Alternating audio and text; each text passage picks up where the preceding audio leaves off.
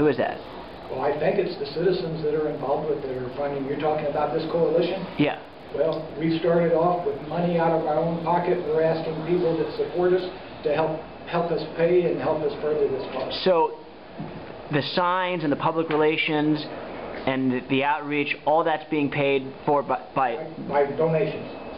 Who's made the donations? I don't know. I know I donated personally. You donated money personally? Yes, I did, because I think it's worth it. How much? I don't think that's any of your business. Well, I'm just trying to figure out, we're going to tell our readers and our viewers that, you know, this is a grassroots or an advocacy organization, but I see folks from the Red Light Camera company, I know they're the ones profiting. I just want to know if they're the ones that are funding this effort. I don't know how much they're profiting. What I'm trying to tell you is they provide the resources. This is a violator paid program. No money is coming out of the public coffers on this. And the red light companies that are putting up the cameras are putting up the resources for these to work.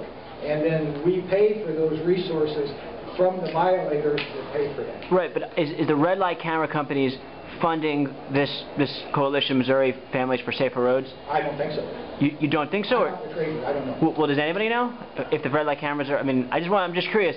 I need to be able to tell my readers, well, this is being paid for by X organization. Well, I'm going to tell you it's being paid for by citizens.